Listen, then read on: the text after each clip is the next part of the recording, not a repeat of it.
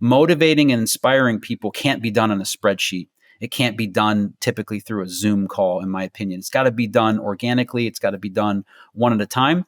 And so HR professionals have a tremendous obligation, responsibility to find that right talent inside of your business, to develop them, to have managers that get what it takes to be effective leaders, because we all know how terrible managers can be. And when you have bad managers, how quickly people leave your organization. And then we have to give people opportunity. They need opportunity to stretch, to feel that they are getting better, that they're growing as individuals. That's, people want safety at work. They want to get paid. They want to work for someone they like. They want opportunities. Good morning, HR. I'm Mike Coffey, and this is the podcast where I talk to business leaders about bringing people together to create value for shareholders, customers, and the community. Please follow, rate, and review Good Morning HR wherever you get your podcast. You can also find us on Facebook, Instagram, YouTube, or at goodmorninghr.com. The art and science of creating workplaces where people thrive while moving the organization forward in execution of its mission can be exhilarating. It's why I've spent most of my professional life in HR. But if we're not careful, our people management can become transactional, disengaged, or even adversarial. Working with people isn't always unicorns and rainbows. Joining me today to discuss how people leaders can stay engaged, avoid burnout, and deliver amazingly awesome HR is John Bernatovicz. John is president of Willery, a staffing and consulting firm dedicated to HR and payroll. He is also host of the HR Like a Boss podcast, keynote speaker, and an author. John's new book, HR Like a Boss, Your Guide to Amazingly Awesome HR, was just released by Sherm Books. Welcome to Good Morning HR, John. Hey, Mike, I really appreciate you having me on. What a delight and pleasure. Keep up the great work, and I look forward to our conversation. Yeah, let's start with the book's title. What does it mean to HR like a boss? Interestingly, on the podcast that I host, the very last question that I ask all guests, Mike, is how would you describe someone that does HR like a boss? We're 105 episodes in. I do not have the same answer to that question, talking to 105 different people. So beauty's in the eye of the beholder. As it relates to me as the author of the book, there's a couple things that stand out to me. I feel like human resources needs to look at their role a little differently. There's 5 main parts of the book: thinking differently, being different, being better, taking action, making an impact. And in order to do HR like a boss, I believe you have to love what you do, truly love working with people, connecting them to the purpose of your business and all that goes with it. And then you also have to take an immense amount of ownership, take responsibility for what it is that you are capable of having influence over, having direct responsibility for. So those are the primary aspects of what it takes to do HR like a boss from the author's perspective. Own it, love it, take responsibility for it, think differently about it, be different, be better, take action, make an impact. And that's not just only on employees, but on your business, and also into your community. So that is my perspective of it. But the really cool thing, Mike, is you ask someone that question, you get a different answer every single time in their response. Yeah, and I think a lot of it will probably track and along the same lines, usually, for at least for those HR folks who've been around for a while and had success. And I think what you say about owning it is really important. What does an owner set or an owner's mindset look like? I think a lot of HR folks don't quite have that because they've never actually signed a paycheck, or they've never had that personal skin in the game at a level that people like you and me, entrepreneurs who've built their companies, I think our perspectives are often, different. So if you were talking to an HR professional, how would you describe that ownership mindset? Yeah, in the book, I actually write about the idea of creating an LLC or a S Corp or whatever term you want in your mind. It doesn't have to physically be, don't go through the process of making all that paperwork and adding more trouble to your life because your tax accountant will ask you, why do we have a Mike Coffey LLC set up? Oh boy, this guy wrote a book. He told me to do it, and I took his every word. But it's having that responsibility like an owner does. Simplest way for me to relate that to someone that maybe has never owned a business is what it felt like when you got your first animal or what it felt like when you owned your first car, how differently you felt about that animal, or for those of you that maybe have had children, what was it like when you first had a child? That sense of responsibility versus that niece or nephew you could drop back off at your sister's house, that neighborhood kid that you babysat for $15 an hour just because your mom and dad told you to. There's a different mindset to that level of ownership. And I think in human resources, because we're sometimes sandwiched between the employee and the employer, we don't necessarily have an ownership of one versus the other. And this idea of looking at it like a business, looking at like you're the owner of Mike Coffey LLC, and that's your primary responsibility, is to deliver amazingly awesome HR to your employees, to your business, and to your community. I just think that overall just thought process of looking at how you view your role is a starting point. And then on top of that, one of the number one things that I suggest to anyone that gets into that is to build relationships with the people that you're having to deliver that support, service, ownership of whatever you're doing to. Foster those friendships, take advantage of time that you have in conferences or at the water cooler or on Zoom calls to get to know them as a human being, at the same time letting them get to know you as a human being, because you heard this all the time. Steve Brown says it. If you follow any of his work, put the human back in human resources. That's probably overused and easy to say, but I want to make sure that the people that end up reading my book can take away the idea that you are a human being first. You have feelings and emotions. You're trying to do your absolute best work. So let people get to know you versus this arm's length, because I may have to fire you someday, because I might have to put you on a performance evaluation someday. It's just easier for me to not develop a rapport with you. The reason why I recommend that is I think you can deliver better HR through those relationships. You get to know the business, the people, those aspects of it. And then when this is all said and done, Mike, and we're retiring, playing golf, fishing, boating, whatever we're responsible for, those relationships will be the things you remember, not the fact that you accomplished some project in X year. It'll be the relationship I developed with Rob or Steve or Sally or Ben. And to me, we might as well make best use of the time when we're doing our work. Yeah, and I think I see a lot of young HR professionals coming in who, maybe they've got a little experience, but they've got some education, and they're ready for the block and tackling side of HR. They're not going to, they understand FLSA or ADA, things like that, but it's easy to fall into the trap of HR being transactional, HR being Dr. No, that kind of attitude that, that we see in older school HR.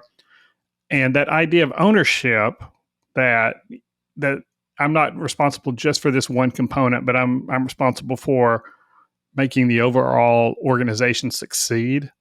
And a part of that is definitely compliance and risk mitigation. But beyond that, ownership means that, to me as an owner, and what I want to see in my team is, what do we do? How do I contribute to make sure that the entire organization accomplishes its mission? Yeah. So one of the things I'll comment two main points on your question. Number one is that we've started out this idea of taking a degree of ownership over something that can be ambiguous. I believe it's not very specific or direct. That's why when you have direct reports on an org chart, it's very clear who you're responsible for. So I recommend in that particular capacity, for somebody with 0 years of experience or 30 years of experience, put the people that you're responsible for from an HR delivery standpoint on an org chart, write their names down. If they're not that defined, ask your leader to say, okay, we've got 1,000 employees. We have 8 HR people. Let's split up the 1,000 employees just by divide by 8 and give me the names, because then I can take a roll call, say, who do I need to develop relationships with? Who do I need to deliver this for? Be specific, be clear, have a name. When you get Rob Smith as the person that you're responsible for, let's get to know Rob and what Rob's doing in IT or whatever areas that are important. That's why I think this idea of HR business partners and alignment of a human resource function to a segment of employees makes sense. But let's put the human back in human, resources so that we can deliver that and see the impact that we can make of our really amazingly awesome HR as we write in the book, or our terribly bad human resources where we're distant and disengaged and don't care and don't put a face to the name. Don't get caught in that trap that's really easy for corporate America to put us in because of, again, what can happen as a downstream to that. To the point that you made initially, Mike, sorry, on the topic of the less experienced human resource professionals, I believe in purpose-driven business and purpose-driven human resources. One of the money chapter in the book, chapter 14, is about building a business plan around HR. The very first component of that is having a purposeful commitment for yourself as to why am I doing HR? Why does this connect to me? And then inside of your business, making sure your business has a purpose. Can't talk the talk without walking the walk. So our purpose inside of HR Like a Boss, not only through the book sales, but keynote speaking opportunities. And we built a whole HR Like a Boss community platform that's a paid for service, but you get a lot in return for it. Our number one benefactor are those college students that are graduating from a university that's SHRM certified to be able to provide an HR certification. We want to give those students a leg up on some others that maybe have come before them. So my goal is to have every graduating senior across the country of the United States graduate with a chance of taking their SHRM certification test on HR Like a Boss. That's my goal.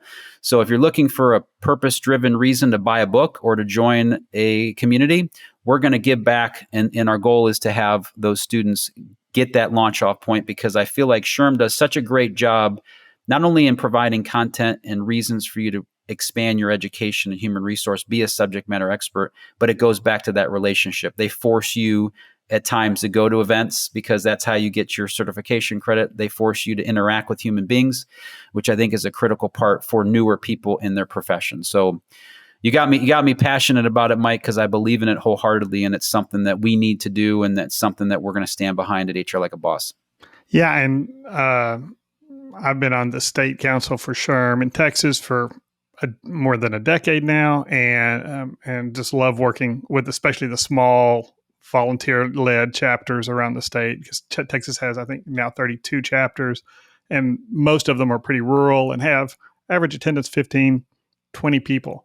But those leaders keep those things going, and I'm constantly reminding people that even if, whether it's research credit you need or whatever, the biggest value you'll ever get from your SHRM chapter are the relationships.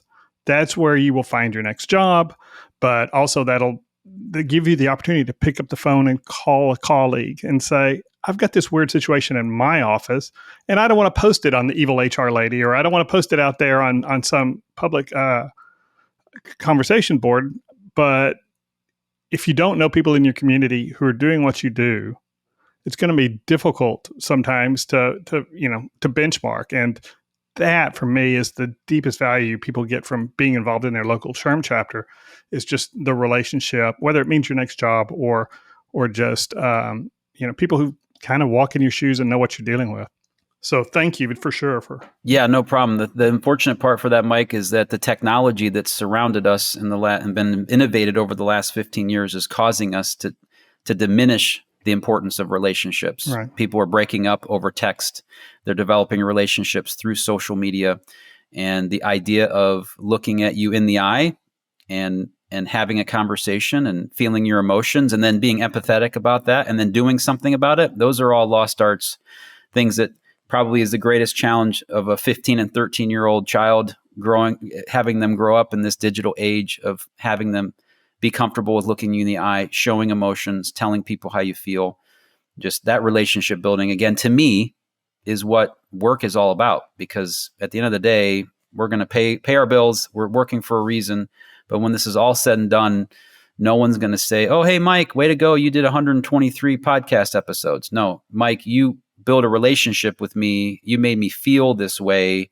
I'm a better person because you were in my life, kind of things. The podcast is great. Don't get me wrong. I'm flippantly saying that. You get, as I'm a guest on a show that you're trying to promote, I get what I just did, but you understand the point. Right. I hope. Well, and the other thing you said was loving what you do, in addition to owning your role and your contribution, but loving what you do. And I hear all the time, people say, well, I want to be in HR because I love working with people. And then often the answer is, well, working in HR is the quickest way to kill that. And so, and it definitely has its moments, but how do you preserve that? I love working with people and that positive attitude, loving what you do in HR, and not let the haters get you down. Yeah, no, it's so easy. I heard that countless times. I write a little bit about it in my book, this idea, the reason why you got into HR becomes the bane of your existence as a human resource professional.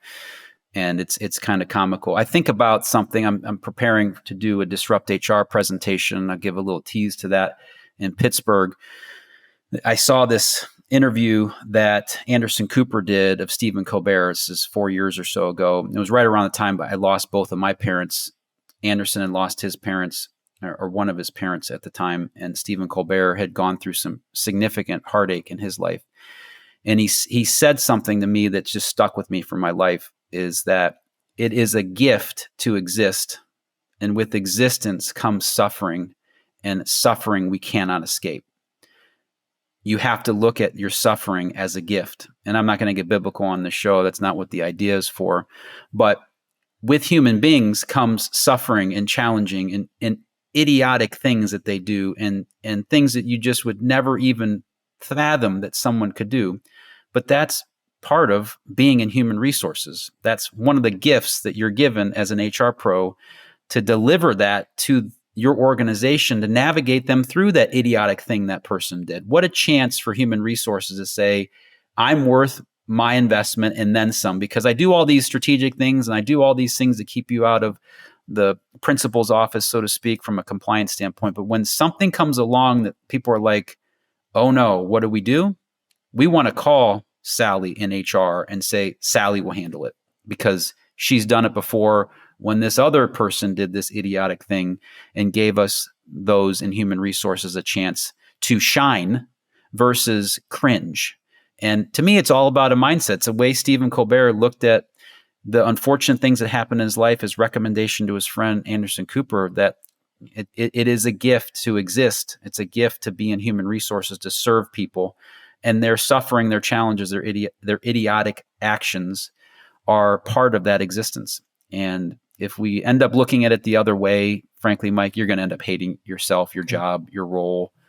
And there's a whole lot of things we can do to recommend to people that are in that boat. And I'm not saying that flippantly. You have to deal with that. You have to understand, why is this making me so frustrated? Why am I letting these things pile up so much on top of me, instead of looking at them as opportunities for me to shine as an HR pro? Yeah. My friend Greg Crabtree always says that HR is the one, or people are the one component of your business that will show up in a different form every single day. If you've got good procurement practices, you're going to be great. Your software, you're going to be great. It's code is written and it's going to work. But people, the same person can show up 3 different days and be 3 different people in your organization. If you want a tab A and slot A approach to people, you probably don't want to be in HR. But if you want that,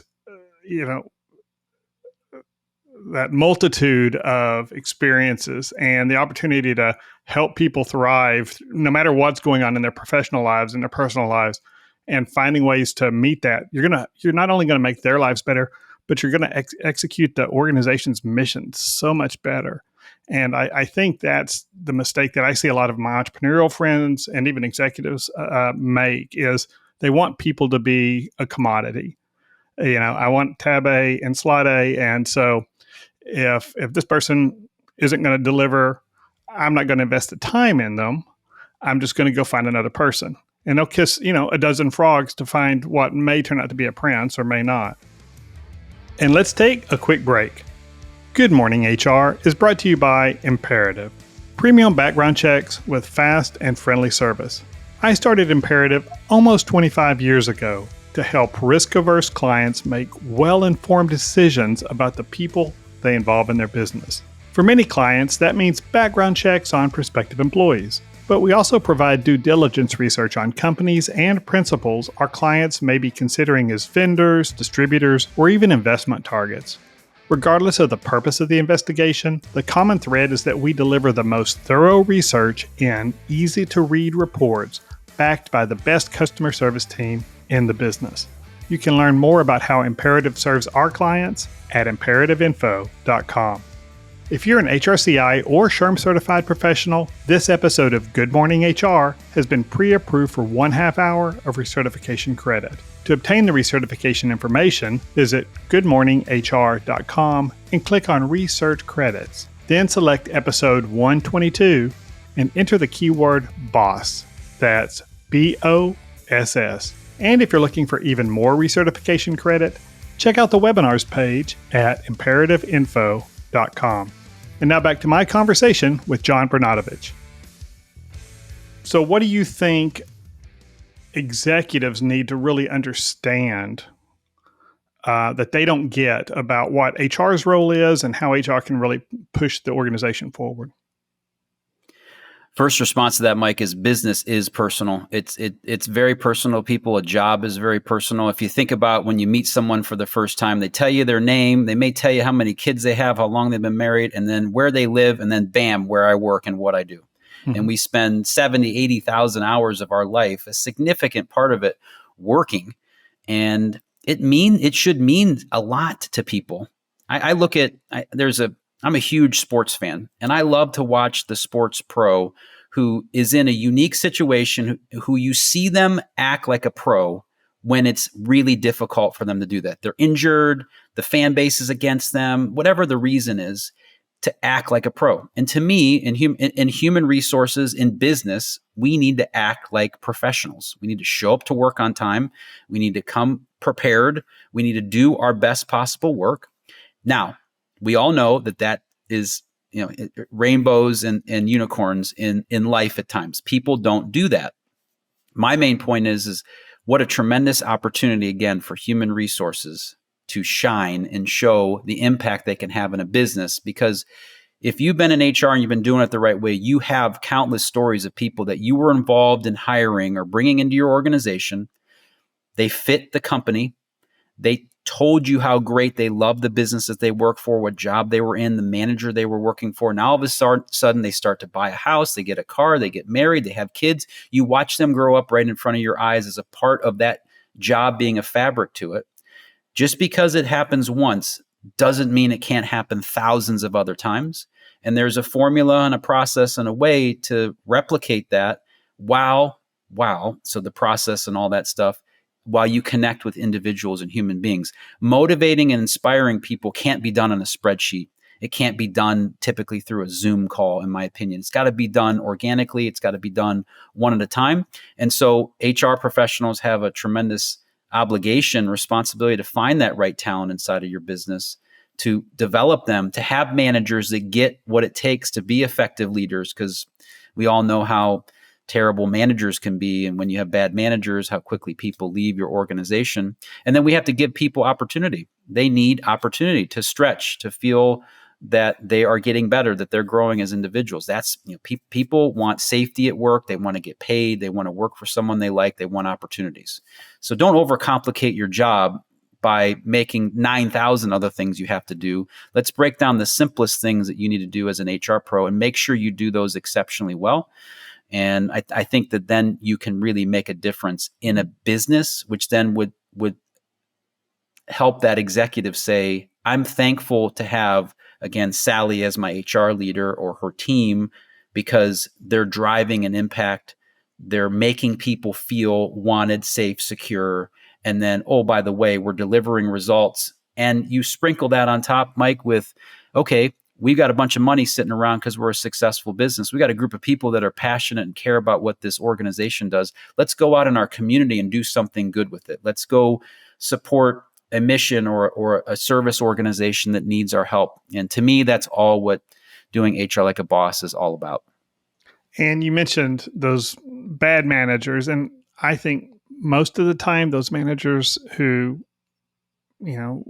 get characterized as bad managers, it's really the organization's fault because they figured out this guy is a great engineer, or he's a great nurse, or he's a great whatever.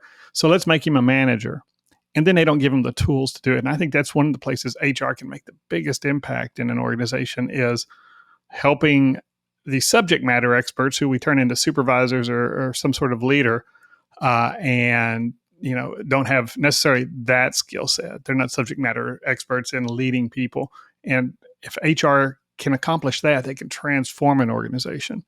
And I totally agree that whole environment, and that's how you start to build your culture. I mean, you can say whatever you want to about culture and values, but until your managers have the tools and the skills, you're not going to build that culture. And your ping pong tables and your Sundays, ice cream floats and on Fridays or whatever, those things aren't going to do it. But having a manager who's trained on how to develop people, recognize potential, and treat people like humans when they need the compassion and the grace, will go so far in changing the organization. So I think that's a big part of being HR like a boss, but it's a part I think a lot of folks almost feel like they have to do the exact opposite in order to be HR. HR's got to be impartial. HR's got to be aloof and kind of at a distance, because again, we don't want to get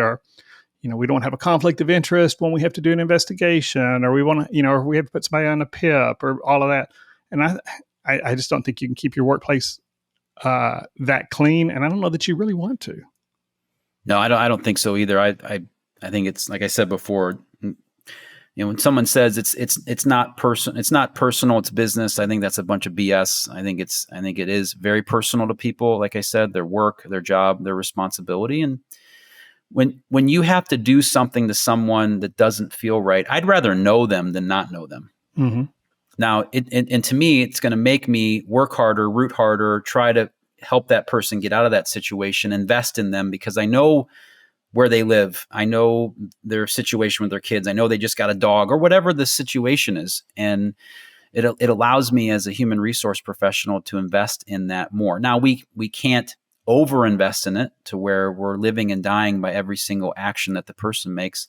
But over time, if you can effectively build a culture, like you said, with leaders and managers that are supporting that organically, not, like you said, by having ping pong table. It reminds me of the movies you used to watch back in the day where there was an absent parent and then they'd show up on their birthday and give them a big birthday gift. Right. Like, what a bunch of BS. Let's be here every single day. Let's deliver for them. Let's give them support. People recognize those things, even though they may not say it. And I also believe that people talk with their feet, and they go where they feel most comfortable, and they'll stay in an organization if, again, you make them feel safe, you make them feel cared about, you provide them with a leader that's able and capable, and then you give them opportunity. They'll end up staying. And if they leave, then that's okay. We just are going to do that to the next person. Let's not overthink that too much. Let's just go stick to our formula that works, and treating people with dignity and respect. And oh, by the way, if we then do that, it's most likely you're going to get people to perform at a higher level in their job, which will then deliver more results for the business, the stakeholders, the shareholders, and then we have a more profitable company. I have very rarely seen highly successful, highly profitable companies that haven't at least appropriately invested in human resources. I have seen very underperforming companies underinvest in HR. It's very rare that I'll see successful companies that have it's a proverbial what show from an HR department standpoint, and a highly successful spitting off a bunch of cash, making money, where eventually that will catch up to people if they're doing that and not taking care of their people. You mentioned the HR like a boss business plan. That's an interesting way to look at it, because, I'm a big advocate that every HR department ought to have a strategic plan that aligns with the organization's strategic plan. But I think you're talking more about their mindset, maybe, when you're talking. So what is the HR like a boss business plan? Yeah, quick plug, hrlikeaboss.com. You can check it out there. There's all kinds of ways for you to get access to it. We have a whole community that we build around it, because I thought when I wrote the book, it just wouldn't potentially be enough to transform people to do amazingly awesome HR, 200 and some odd pages. I think maybe 1 or 2 or 3 or 10 people can have that skill, but we need more support. We need more community, like you mentioned, of others that are doing it like us. So the HR Like a Boss business plan has 5 main pillars, Mike. Pillar 1 is having a purposeful commitment, just like in real estate. So location, location, location is to real estate. Purpose, purpose, purpose is to a business. And I really, truly believe that. What taught me that is I looked at highly successful people like Bill Gates and Warren Buffett and others that have grown these incredibly successful companies. And what are they spending the latter part of their lives doing? Giving away all the money that they made to organizations and making the world a better place. We'll get into the politics of what they're supporting, but they're really doing it to try to not into for-profit. So purposeful commitment. Then we have to be people-centric. We have to focus in and put people at the center of our business. If we don't, somebody else will. We then have to have continuity in our processes. We have to have consistency in how we go about making sure we do our business, whatever that might be, whether it's onboarding in HR, whether it's sending out an invoice, whether it's our sales process, whatever that might be. Then we need to make sure our people are producing consistently, that they're delivering results, that we're setting proper expectations with them. We can measure what a successful day, week, month is in every single person's job. And then last but not least, if we do the purposeful commitment, we are people-centric, we have processes that we're making sure have continuity around. If we're producing consistently, we'll then understand what our profitable characteristics and components are of our business. Understand how your company makes money and loses money. It's one of the most interesting things when I watch the Shark Tank, how quickly those sharks can identify why a company is not making as much money. They're very, very specific about it. And you as a business person that just so happens to practice in the field of HR, you better understand the characteristics of how your company does or does not make money. Yeah. And that goes for whether you're a for-profit or a not-for-profit. I mean, how do we pay our bills? How do we execute on the mission? And, for a lot of companies, whether it's stated or not, if you're a for-profit company, part of the mission is to do this thing for this specific client at a profit in order to make money for shareholders. And we often don't say that last part. And I think that's probably part of the mistake.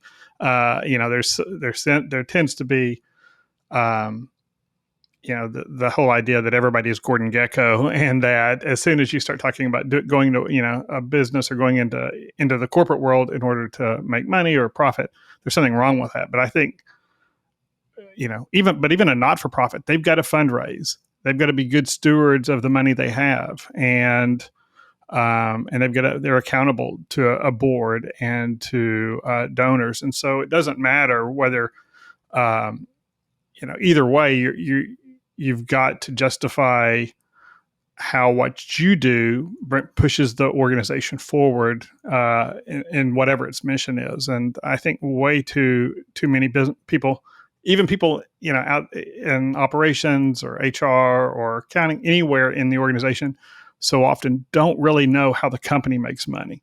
I mean, how many people, can tell you how McDonald's, they think McDonald's makes all its money from selling hamburgers and French fries. And that's not where, McDonald's is largely a real estate company and, and a marketing company. So those are the kind of things I think people really need to understand, and too few do. Yeah, no, here's the thing. It's pretty simple, in my opinion, although the stuff that we're having to focus in are complicated. Number one, we serve employees. So getting to know them, the relationships, the things that make them click, what they care about, what motivates them, what creates action for them. We have to make sure that we understand that. With HR comes an aspect of compliance and regulations and making sure we keep everybody doing business the way that we should in our state, in our city, in our countries that we're serving. And then we have a business that we get paid for, that they pay us a lot of money, 6 figures, multiple times, sometimes in those jobs. And we have to figure out the game of business. What is the game that we're playing in business? And that's really what it is. We're trying to sell a bunch of these things at a cost that's reasonable, so we have enough money to pay for all the other indirect expenses. And oh, by the way, our shareholders should be able to put money back in their pocket if you were an investor in a company, wouldn't you want them to pay you back? So thinking of it in that way, don't fight the fight. Don't fight what a business is. It's there to make money, and that's what it's there to do. And part of your job in HR as a business person is to help it make money. And in my opinion, doing it with people that want to be there, that are good at what they do, that have safety and ownership, and work for someone that cares about them and they're clear about what their job is every single day. It's I don't want to say it's simple, because it's not, but clarity on what should be important should be simple. Let's not overcomplicate that. Exactly. That clarity is, if you've got that mindset, everything else will fall into place if you're operating with a clear mindset. So let's close with what would your advice be for that seasoned HR pro who's feeling burnout? They've lost their passion. What would you tell them to consider as they try to, they want to stay in HR, or at least they don't want to leave HR. Let's say, at least they're at that point. What would you tell them to get back to being purposeful and people-centric and those things that you talked about? It would be terribly shameless plug for me as an author to tell them to buy my book. I won't say that. But we will include a link in the show notes. Okay. Okay, cool. Thank you so much. What I will say is the fact that any time that I ever find myself feeling down or sorry for myself or in a situation where life is tough, and it happens. I mentioned a couple, I lost both of my parents within a 13-month span, which motivated me eventually to write this book and do a couple things in my life that I hadn't accomplished yet. But what I had to do was I had to take myself out of the equation and put something else before me. I think we as human beings, we feel the worst about ourselves when we're the most selfish. And as opposed to when we're in a place giving back to a community, serving in some sort of nonprofit, delivering for our children or a neighbor or whatever, those things usually make you feel good. You don't normally need the pat on the back once they're done. You're just there doing it because it's the right thing to do and it feels good. So if you're in that mode of not feeling connected to your HR profession, I'd recommend two things. Number one is get involved in your local SHRM chapter, because there are other people that feel exactly the same way, and the SHRM chapters do a great job of connecting people to the purpose of human resources, and they also do some good things in the community at the same time. And then secondarily, go to whatever local nonprofit or organization that you've served on before or a friend has before, and just say, I'm looking to give back. Is there something I can do to help you? And find a way to reconnect yourself to what we're on this earth for, is to make it a little bit better than when we got here. And I think by taking that approach. And then the last thing I'd say, if there's layers to the challenges that you're facing in your work, just unpack them one at a time, one chapter at a time. You're not going to take off. If you have 15 things in your head that are going on that are really bad or struggling or making you have troubles at work, just unpack them one at a time. You can't take 50-pound weights off your chest all at once. You got to do it one layer at a time. That is the perfect way to wrap it up. That's all the time we have, but thank you so much for joining me today, John. My pleasure. Thank you so much for having me. Keep up the great work, and I appreciate all that you're doing. Thanks so much, Mike. And thank you for listening. You can comment on this episode or search our previous episodes at goodmorninghr.com or on Facebook, Instagram, or YouTube. And don't forget to follow us wherever you get your podcast. Rob Upchurch is our technical producer, and you can reach him at robmakespods.com. And thank you to Imperative's marketing coordinator, Marianne Hernandez, who keeps the trains running on time. And I'm Mike Coffey. As always, don't hesitate to reach out if I can be of service to you personally or professionally. I'll see you next week, and until then, be well, do good, and keep your chin up.